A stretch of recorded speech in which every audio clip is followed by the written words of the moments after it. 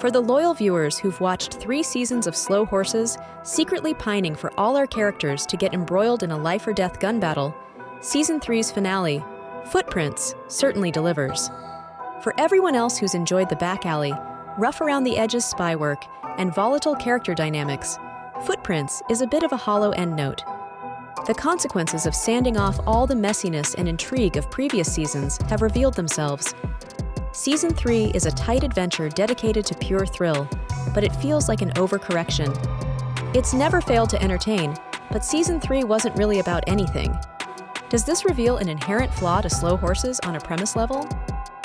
With the goal of not simply describing a series of action sequences, River recovers from the grenade blast, and Sean presses down more return fire on the Chieftain agents who've breached the facility's lower levels, quite effectively, we might add, as Duffy gets the first sign that this isn't going to be an easy execution job.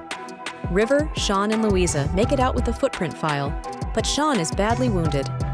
Meanwhile, Marcus and Shirley are pinned down around the perimeter, unsure how they're going to rescue their friends. As Hobbs and the previously kidnapped Chieftain agent approach the Dunn safe house, Jackson lays out some Home Alone-style traps. Side note, the number of serious thrillers I've seen deploy what are commonly referred to as Home Alone traps makes me think that, in reality, Kevin McAllister was just doing actual guerrilla warfare. The Chieftain agent is set alight when he opens the front door.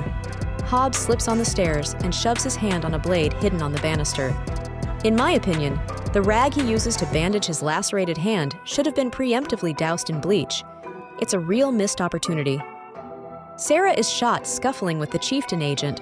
Some expertly placed Pringles reveal his presence, but ultimately subdues him, and Catherine hides in a cupboard to bait Hobbs so Jackson can shoot him in the head.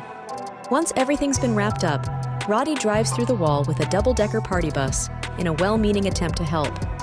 His mute delivery of "Did I get anyone?" is one of his funniest moments in all 3 seasons.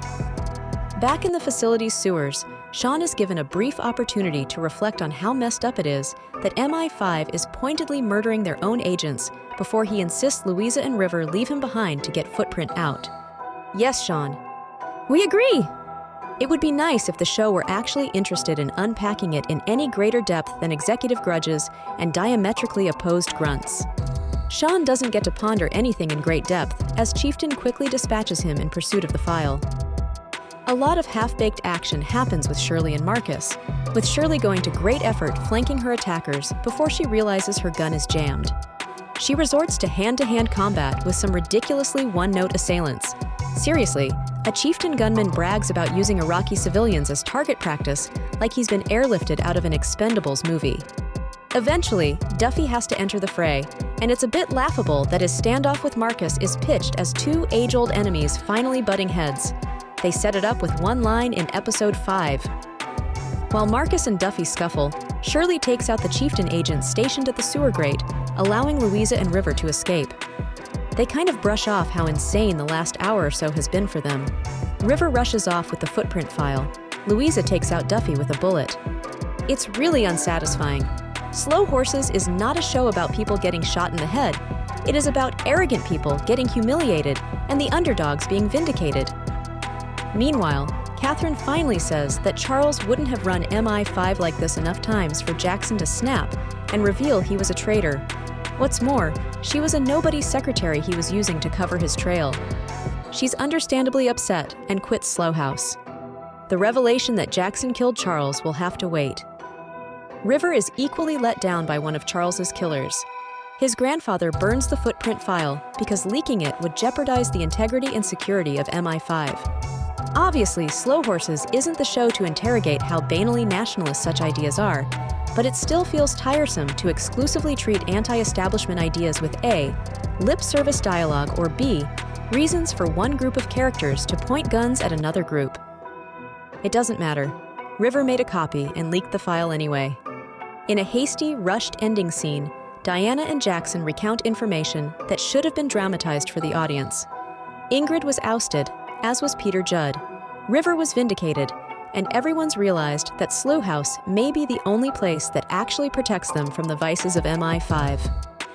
It's a shrug of an epilogue that calls into question how unseriously the season has taken its thriller stakes. Spider is now dead. Duffy and Hobbs were killed trying to murder our characters, and the worth and legitimacy of MI5 is completely undermined. In giving us new heights of exciting, fun spy capers, Season 3 has revealed how unsubversive its ambitions truly are. Hopefully things get thornier, messier, or at least more impactful next season. At the very least, they've got Hugo Weaving for it. All 6 episodes of Slow Horses Season 3 are streaming on Apple TV+. Season 4 is expected out in 2024.